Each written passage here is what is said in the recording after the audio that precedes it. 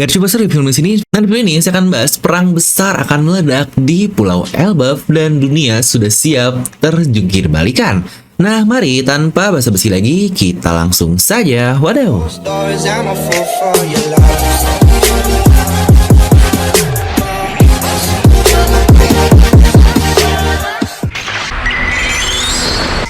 Dan seperti biasa, sebelum lanjut video ini lupa untuk subscribe dan juga nyalakan bel notifikasinya ya. Karena kalian tidak akan tertinggal informasi menarik seputar One Piece hanya di channel Devil Nomi. Pastikan sebelum kalian komen, kalian tonton video sampai habis agar tidak ada informasi yang miss dan juga setengah-setengah. Oke, seperti yang sudah dijanjikan di beberapa video sebelumnya, di mana di sini kita akan membahas terkait Big War atau perang besar yang sudah dikatakan oleh semua orang di serial One Piece ini.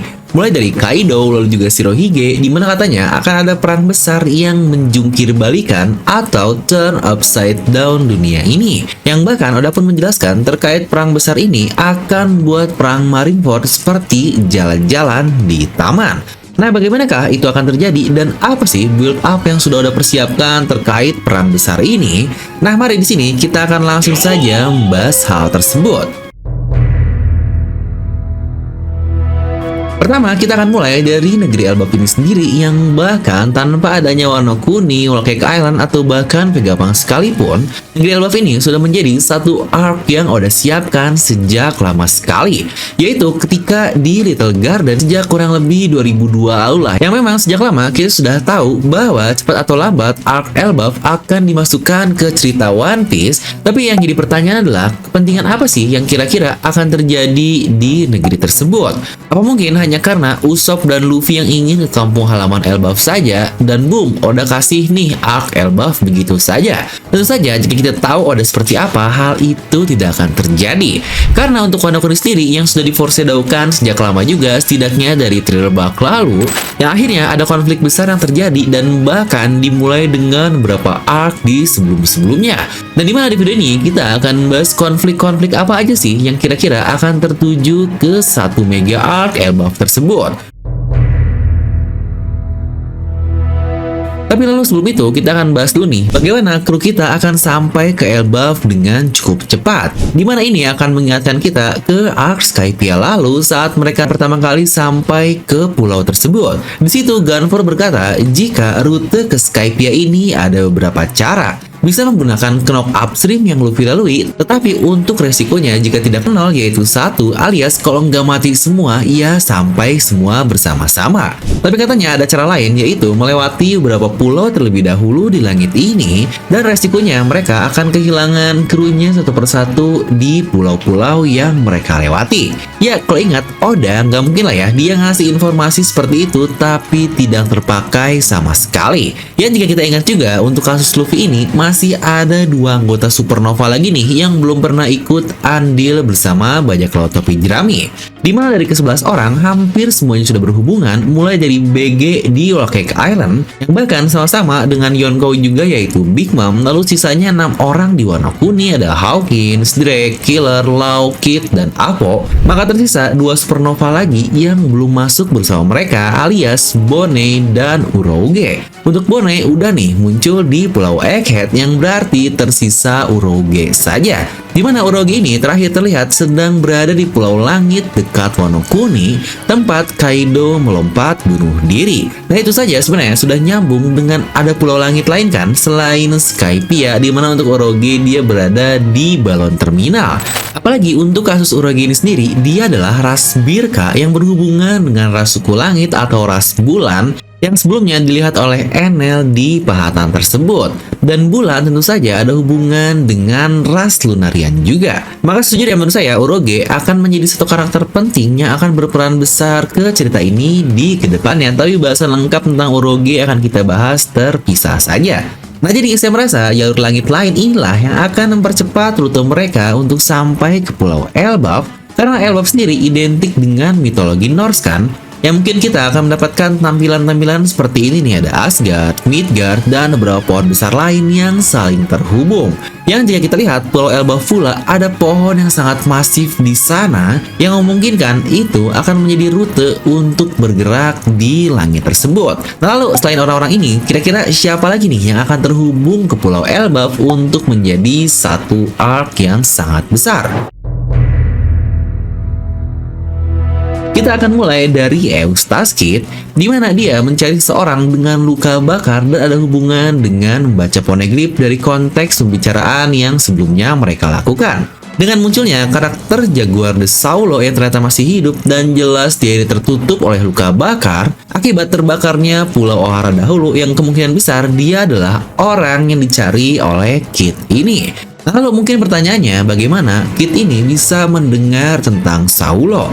Dan untuk Saulo ini bisa dibilang dia ini sudah hiduplah sejak 22 tahun yang lalu ada di Elbaf, yang tidak menutup kemungkinan selama itu Kid atau Killer mendengar tentang Saulo tersebut. Apalagi Saulo ini ada hubungan dengan sejarah dan poneglyph Ohara, bukan? Dan hubungan antara Kid dan Saul mungkin ada di orang-orang yang membantu Saulo di negeri Ohara tersebut, yaitu ada Hajrudin dan banyak laut raksasanya lain lah yang sudah bergabung dengan Mugiwara Grand Fleet. Di mana ternyata bajak laut raksasa tersebut sebelumnya berada di bawah naungan Buggy. Yang mungkin ini akan menjadi semacam petunjuk lah terkait keberadaannya akan segera dimunculkan. Dan kalau dilihat dari temanya pula, Kid ini memiliki tema Viking yang cukup mirip dengan tema negeri Elbaf. Dan ngomong-ngomong Buggy, sekarang pula dia sudah terafiliasi di satu organisasi besar yang bersama Crocodile dan Mihawk di Cross Guild-nya, yang lagi-lagi sekelas Crocodile selalu berada di waktu yang tepat dan saat yang tepat untuk momen yang besar juga. Bukan nggak sangat mencurigakan jika nantinya Cross Guild juga mungkin akan ikut andil di perang tersebut. Dan jika nanti Hajrudin dikalahkan oleh Kid, dan di saat bersamaan mungkin saja Shanks mengalahkan Bartolomeo, itu pula akan menjadi trigger untuk berkumpulnya kembali pasukan Mugiwara Grand Fleet. Tepat seperti perkataan Luffy, kalau ada masalah katakanlah dan kami akan langsung membantu kalian.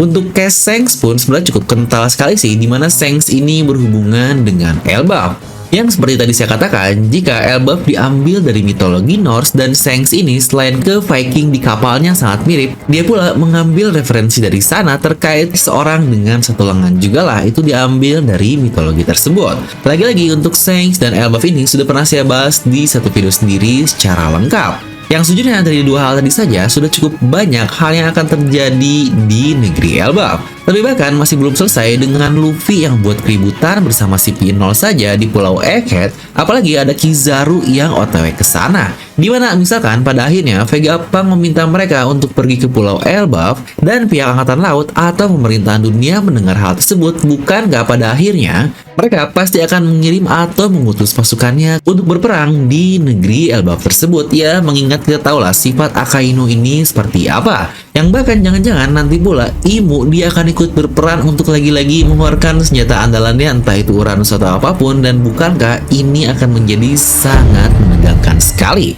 Bahkan jika kita ingat ada satu insiden lain nih terkait Lau melawan Kurohige di tengah perjalanannya, dan tujuannya pun untuk mencuri Road Poneglyph satu sama lain. Cukup sanksi sih, Lau bakal dimenangkan di sini untuk kebutuhan plot, dan kita juga tahu Kurohige ini butuh pemilik Road Poneglyph terbanyak, yaitu topi jerami dengan informasinya, dan dia pula mungkin akan datang ke Pulau Elbaf. Apalagi banyak teori beredar jika Elbaf lah pulau tempat Road Poneglyph terakhir tersimpan.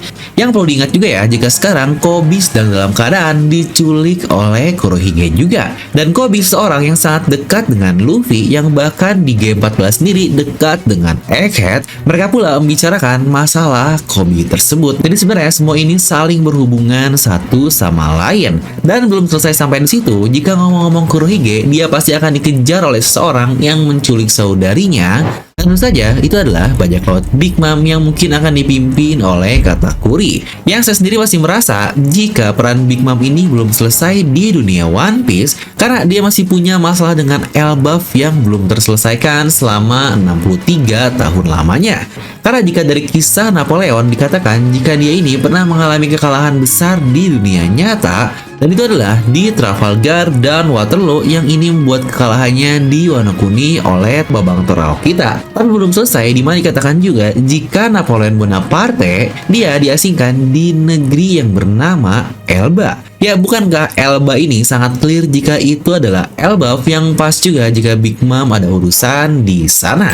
Dan terakhir adalah pasukan revolusioner yang kita sampai sekarang masih belum melihat mereka ikut andil langsung ke sebuah insiden besar. Dan dengan pertanyaan dari Vegapunk yang bilang dia akan mati dan Dragon sendiri melihat keadaan Kuma yang mencurigakan, karena dia terburu-buru pergi, bukankah itu akan menjadi clue lain untuk bergeraknya pasukan revolusioner? Apalagi Dragon sendiri terjun langsung bertemu dengan Vegapunk di Ohara 22 tahun yang lalu, dan dia melihat pemimpin Elbaf alias Saulo yang rasanya sulit sih karakter sekelas Dragon, pada akhirnya akan tetap diam saja. Dan kalau udah ngomongin Ohara, Saul terakhir tentu saja hal yang sangat berhubungan dengannya adalah Kuzan. Ya benar, kira-kira apa juga nih yang akan dilakukan oleh Kuzan yang sekarang sudah berada di bawah bajak laut Kurohige? Nah, kira-kira kalau menurut kalian ada opsi karakter lain gak ya yang akan terhubung ke negeri Elbaf ini? Nah, dimana bukankah ada sedikit tambahan juga dari pernyataan Oda Sensei di Jam Pesta lalu yang katanya nanti di tahun 2023 akan terjadi sebuah perang yang bernama Free for All Battle Royale. Bukankah itu sangat pas sekali dengan karakter-karakter yang sudah kita lihat barusan di video ini? Sebenarnya tidak ada satupun yang saling berhubungan antara A atau B, makanya cocok dengan sebutan Free for All. Jadi siapapun bisa melawan siapapun dan toh bukankah temanya juga sama, yaitu Battle Royale. Apa mungkin Oda benar-benar sudah men-set up semua ini untuk terjadi di Pulau Elbaf? Nah, di mana bahasan mengenai Jam Pesta ini akan kita bahas di video terpisah saja ya. Nah, jika kalian merasa terhibur atau mendapatkan manfaat dari video ini, kalian bisa mengapresiasi channel Devilnomi dengan klik tombol super thanks di bawah video ini ya. Nah, jadi itu untuk video kali ini, kalian bisa tuliskan pendapat kalian di kolom komentar di bawah. Dan seperti biasa, semoga kalian terhibur dengan video ini. Like aja kalian suka, dislike aja kalau nggak suka, jangan lupa untuk subscribe dan juga share ke teman kalian. Gue Devilnomi pamit, and I'll see you guys next time.